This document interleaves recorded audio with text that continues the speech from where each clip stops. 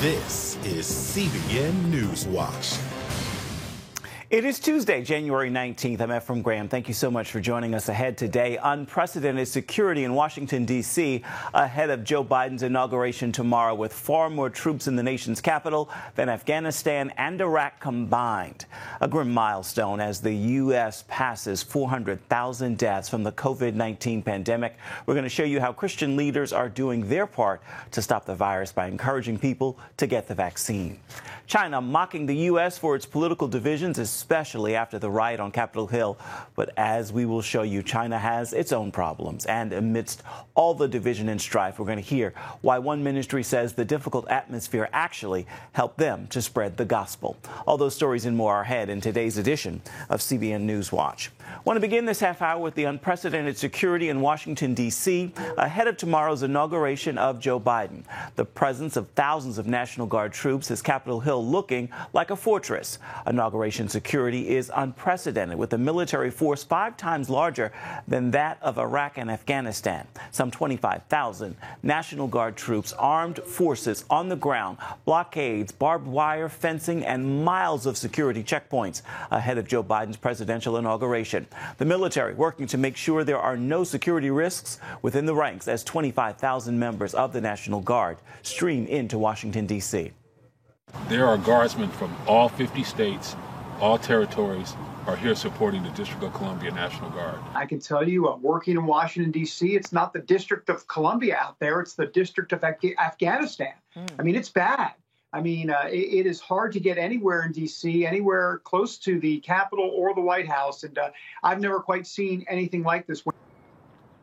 Commanders are going over every aspect of the security lockdown, including vetting thousands of troops in D.C. amid concerns of an inside attack. One of the many tasks of the team for transitioning for the incoming Biden administration has been engaging people of faith from across the religious spectrum. CBN's Eric Phillips reports on the team Biden's work to build those relationships before taking office. Faith Engagement Director Josh Dixon says the transition team is in listening mode right now, and that means reaching out and tuning in to hear voices of faith leaders across the religious spectrum. We're all created in the image of God with inherent human dignity and worth, something that the president-elect talked about a lot in the campaign, and it's something that really centers his approach, centers his agenda and his commitment to the common good. Faith participants wasted no time chiming in on either call. Tatiana Torres, a Latina evangelical, is the director of external affairs and engagement for the D.C. mayor's office. Evangelicals are not politically monolithic, and we are not just white, and neither are Catholics. 36 million white evangelicals in the country, 17 million Black evangelicals, 5 million Latino evangelicals. And Latinos are the fastest growing segment of American evangelism, and they also the least likely to vote. Torres would like to see more emphasis on issues she feels need more attention, like immigration, a topic amended by others. We need to make sure that this country is friendly to immigrants coming. People are afraid to cross the border because of the disgraceful way that Customs Border Patrol deal with Muslims and Arabs at the border. Addressing the culture of contempt, or the culture of disrespect for human life that has become so transformative in the way that law enforcement reacts and relates to communities around the country. Rabbi David Saperstein highlighted the importance of Israel's security, more human rights work, and likely fallout from the coronavirus pandemic. We're going to have a housing crisis in the middle of the winter, unlike anything that we have seen. The environment and its faith connection also played a prominent role. All wealth is derived from the biosphere, and we must stop destroying it. It's that simple. Then discussion turned to a battle of a different kind, one that starts with acceptance. And start to build by embracing one another's race, religion, culture, sexual orientation. Interfaith Youth Corps founder Ibu Patel noted Biden's election indicates a shift in that direction. Joe Biden is only the second Catholic to be elected president of the United States.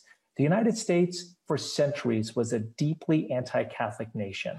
And the fact that anti-Catholicism played very little role in the public campaign shows that America can change. Bishop Yvette Flunder added her thoughts as an openly gay pastor in San Francisco. We've got to change the dynamic that suggests that people of faith are just anti.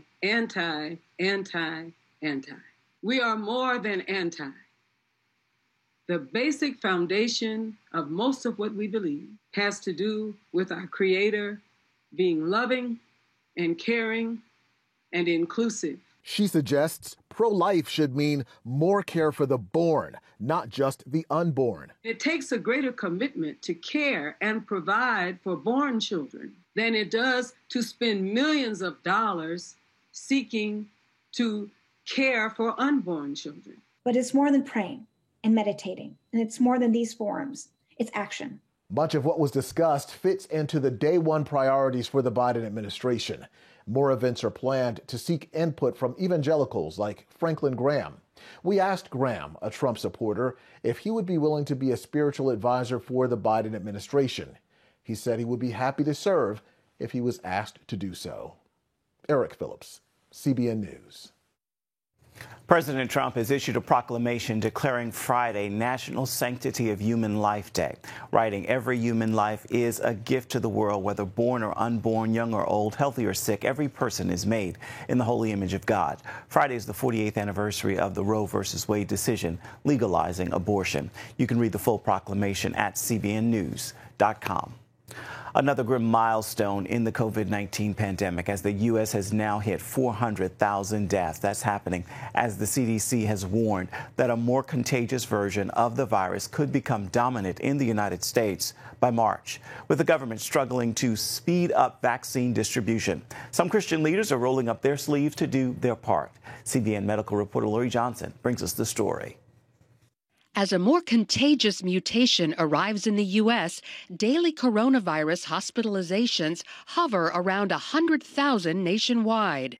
We are having to treat patients in the hallways and also in the ambulances. Health experts see the vaccine as their best hope to get ahead of the pandemic.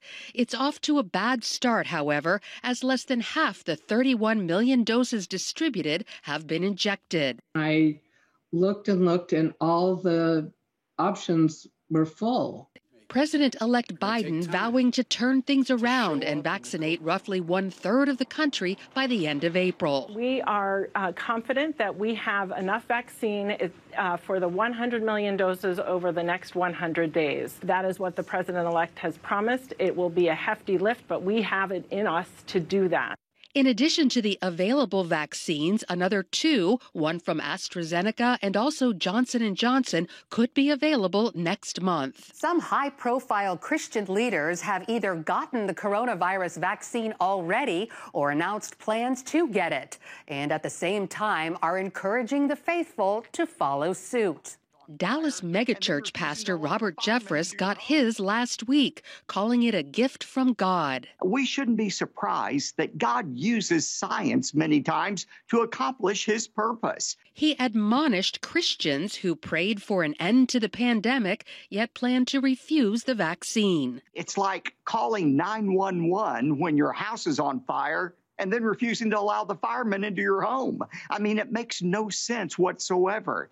Not only are some faith leaders encouraging Christians to get vaccinated, some churches are opening their doors to the community to become places where people get their shots. In just one day, 500 people got theirs at this Florida church. No reported problems. It's nothing to it, as crucial as things are today with this virus. A new survey shows people of faith are strongly influenced by their leaders to either get the vaccine or refuse it. Part of our plan is to engage with faith leaders around vaccine rollout. In fact, pastors opposed to the vaccine are invited to contact World Vision to discuss their concerns. Coming up, with the United States facing major political divisions, China is mocking the country. We're going to show you China is facing its own problems. We've got the story for you. It's all coming up right after this.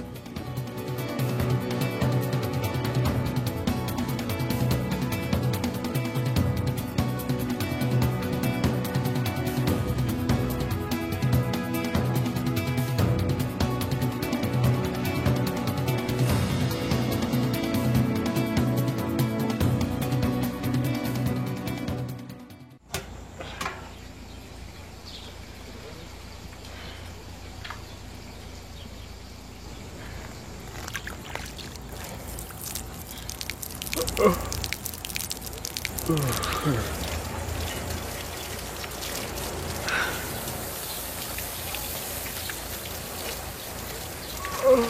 is better with a good night's sleep.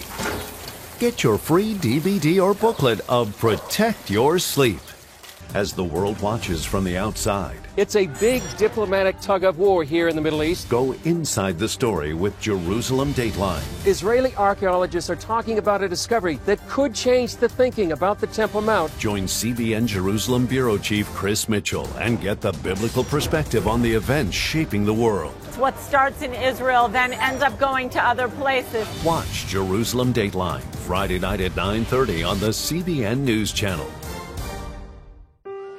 Life. It's meant to be lived fully. Jesus said it.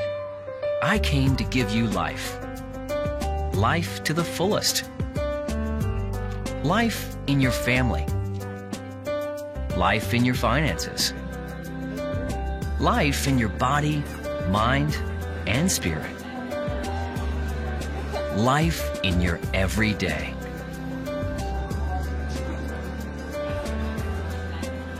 At CBN.com, we're taking what Jesus said seriously. We're here to help you discover life. Life. Live it fully. CBN.com.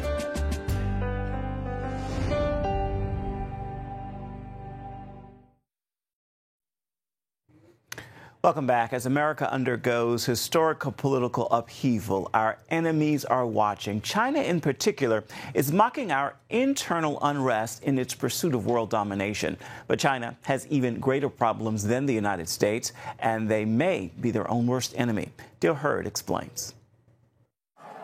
To China, what happened at the Capitol was a propaganda gift. The communist government-owned Global Times newspaper called it an iconic humiliation. The madness of the Capitol has dragged America to its Waterloo. Chinese commentators have had a field day mocking what they call U.S. hypocrisy for supporting the sometimes violent pro-democracy demonstrations in Hong Kong. Meanwhile, China has been busy trying to show the world that it offers a better, more stable and prosperous way, and that its economy has recovered from coronavirus while other nations are still stuck in lockdowns. A New York Times writer even suggested China's system is better than ours, saying citizens of China don't have freedom of speech, but they have the freedom to move around and lead a normal day-to-day life. In a pandemic year, many of the world's people would envy this most basic form of freedom. Michael Waller, an expert on propaganda and psychological warfare at the Center for Security Policy, says this has been the public relations goal of the Chinese government since it first began to be blamed for COVID-19. Right now, Xi Jinping is doing everything right. Right now, China has perfect stability. It's the model for the world. And by the way, look at how bad the United States is. But as it tries to overtake the United States and become the most powerful nation on earth, China has become its own worst enemy. Despite images like these making it look like everything has returned to normal, China has not beaten coronavirus. A few days ago, it had to seal off an entire city of 11 million people and order mass testing. Longtime China expert Stephen Mosher. I think that everything that comes out of China, it's either greatly exaggerated or it's an out-and-out lie. Shots like these are supposed to help you forget that China is one of the most brutal dictatorships in modern times. Millions of Muslim Uyghurs have disappeared into Chinese internment camps, and Uyghur women have been subjected to forced abortions and sterilization. The Chinese embassy in Washington actually tweeted that this is good because women are no longer baby-making machines. But China's biggest obstacle to becoming the world's superpower is simply time. China is on track to be the first major economy that will grow old before it achieves widespread prosperity because of its disastrous one-child policy. China has killed off a half of the last two generations. 400 million Chinese, unborn Chinese, were eliminated. They've created a demographic trap for themselves, and they're falling into it. Because of aging, China will need to import foreign workers in 10 years. In 30 years, 1/3 of its population will be elderly. Chinese immigrant Helen Raleigh is the author of Backlash: How China's Aggression Has Backfired. The aging population, that's a huge issue. That's why she feels like he really need to hurry up. In China's race against time, President Xi has accelerated Chinese territorial expansion, causing border disputes with most of its neighbors and managing to turn them against China. She is the most aggressive, most assertive Chinese leaders since Chairman Mao. He's really a control freak and he's power hungry. China has moved big into Africa, becoming the biggest trading partner with African nations, but is sabotaging its own efforts by angering Africans with its deep-seated racism toward blacks. In this Chinese video, African children were tricked into saying in Chinese, "I am a black monster and I have a low IQ." McDonald's had to apologize after a restaurant posted this sign saying "No blacks allowed." And this commercial from Chinese TV portrays a laundry detergent so strong it can wash away the skin color of a black man. Chinese economic statistics are so untrustworthy that investment firms often use satellite images to find out the true state of the economy. No responsible economist or investment professionals will trust any official data out of China. The economic numbers out of China are not a reflection of reality at all. The Chinese economy is in a recession. The recession is getting deeper as we speak. Last year, at the 70th anniversary of the founding of China's communist government, President Xi said, "No force can stop China." But the Chinese government's own policies are doing a pretty good job. Dale Hurd, CBN News. Still ahead and back here at home, even before COVID-19, a Nashville church decided to take on an important issue, mental health. We'll show you how that helped not only the church, but also the city, right after this. On October 1st, 1961, history was made when a tiny station began transmitting the first signals of the Christian Broadcasting Network. CBN, the Christian Broadcasting Network. And now, a new era has begun with the all-new CBN News Channel. Just moments ago, the Iron Dome intercepted an incoming rocket right on the Gaza border. Administering in this area, spiritual warfare is definitely involved. A 24/7 news network, bringing you the news you want from a source you can trust. In Kenya, 40% of the medical services are actually provided by these Christian hospitals. Let's talk about the economy. Believers here are joining together to win people to Jesus Christ. All your favorite shows now in one place. Go to CBNNewsChannel.com to find out how to get the CBN News Channel on your TV all day, every day. CBN News.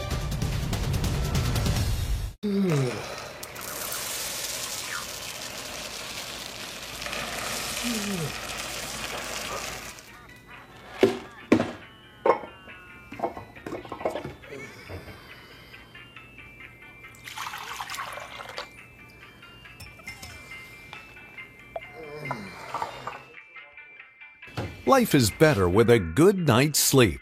Get your free DVD or booklet of Protect Your Sleep today. Life. It's meant to be lived fully. Jesus said it. I came to give you life. Life to the fullest. Life in your family. Life in your finances. Life in your body, mind, and spirit. Life in your everyday. At CBN.com, we're taking what Jesus said seriously. We're here to help you discover life. Life. Live it fully. CBN.com. Before COVID-19, a Nashville church began addressing mental health in the community, including networking with healthcare resources. Well, that has paid off during the pandemic, helping not only the church, but the city. Heather Sells has the story. As a college senior, Dakari Middlebrooks got a dreadful call. His best friend had been murdered. This led to 3 years of violent nightmares, when finally a seminary professor suggested therapy. Middlebrooks rejected it flat out. I said, I appreciate your suggestion, but black people don't go to counseling. We just pray about it. The government estimates that each year, 48 million struggle with anxiety disorders and millions with challenges like major depression, post-traumatic stress, and bipolar disorder. For the young, mental illness can turn deadly. Suicide is the second leading cause of death for ages 10 to 34. Fortunately, Middlebrooks did make his way to a therapist. I went to counseling, and I enjoyed it. It was the greatest 2.5 years of my life. He began attending a church with a pastor who openly talked about his struggle after his first wife died. Went through an incredible loss in my life and found myself in a place of depression and didn't realize what it was. I knew I was in a dark place. Bishop Walker also eventually sought out counseling, and as he healed, he realized his own church needed a wake-up call. I think that there is in the African-American community this whole idea that, this phobia, this stigma, if you get counseling, you're crazy. Research shows that people who are struggling with their mental health often turn first to their church. That's an enormous opportunity. Now remarried, Bishop Walker and his wife, Dr. Stephanie Walker, a pediatrician, are bringing mental health to the forefront. They started Church Fit at Mount Zion, offering classes and programs on total physical and mental health. This includes a push from the pulpit in an effort to fight the stigma. We now make it a part of our everyday conversation as opposed to something that's whispered or something that's talked about only in the corner. It's a part of the everyday conversation. So do you need help? How are you feeling today? And asking 3 questions beyond that. Because what is the common answer? Well, I'm fine. Well, really, so tell me more. Psychologist Veronica Bell attends Mount Zion and says the new direction has been huge. I think that's what he did, in essence, normalized it from the pulpit that, what you're experiencing is real. We can pray about it, but there are also resources available. Dr. Walker has also developed a referral system so church members can easily find a counselor, psychiatrist, or support group. As a church, we don't have to recreate the wheel. The resources are out there. We have the people, they have the resources, we serve as connectors. And Mount Zion makes sure its people know how to help, ask the right questions, and not let go when someone is hurting. It's not an option to leave you. It's not an option to hang up the phone. It's not an option to tell you we can't help you. Where do I need to send you next? And they're trained to figure out immediately in that moment what are the next steps in terms of getting this person help and getting them connected. Flash forward to 2021, and Mount Zion has gone completely virtual. Its focus on mental health still big and perhaps more important than ever, as leaders know that COVID has brought extra stress and anxiety. There are moments in this past year, if we were honest, we didn't think we were going to make it. Mount Zion is using its website, Facebook, and other social media to communicate about spiritual, mental, and physical health. The church is also serving as a testing site for COVID, and it's encouraging its members to get the vaccine. It hopes to go back to in-person services sometime this year. For Middlebrooks, he's gone from shame to healing to transparency. He writes about his journey in the new book, The Depressed Millennial, and he says he's seen a change in his church as well. I think the church is now aware that there has to be a space, and I think that's what we've been able to do here at Mount Zion, is carve out a space for dialogue. A lot of people were afraid to share that I'm broken. Reporting in Nashville, Heather Sells, CBN News. Coming up, many won't remember 2020 very fondly, but One Ministry had a great year, reaching tens of millions with the gospel. And they say the difficult political atmosphere is actually helping their work. We're going to hear their story when we come back. Please stay with us. Hey, if you're tired and exhausted all day, you can't think clearly, and you really just need a cup or even a pot of coffee to get through your day, then join me, Dr. Josh Axe, for this new series where I'm going to teach you how to transform your diet and use essential oils and supplements to get a better night's sleep. Wake up to your best life. Call 1-800-700-7000 to get your free DVD or booklet of Protect Your Sleep today. It's about the competition.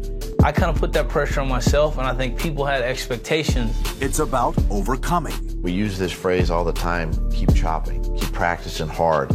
It's about going the distance.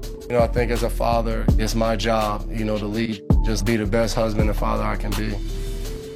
Watch Going the Distance with Sean Brown Saturday night at 7:30 on the CBN News Channel.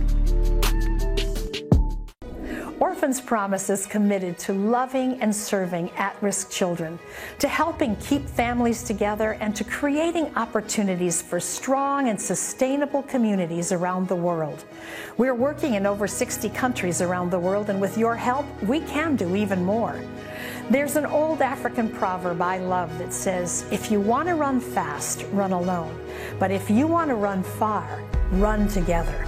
At Orphans Promise, we want to run far so we can touch the lives of as many orphaned and vulnerable children as possible.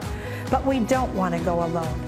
We're out to change the world, one child, one family, one community at a time. Will you join us?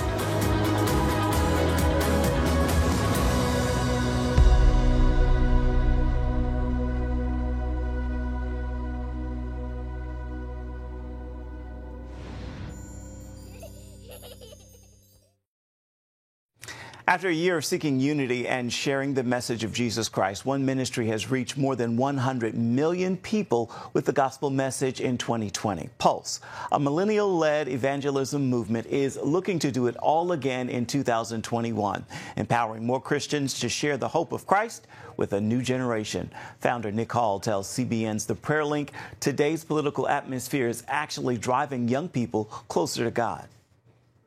I'm hearing a lot from young believers is really a desire to come together around the need to share Jesus, to share the gospel.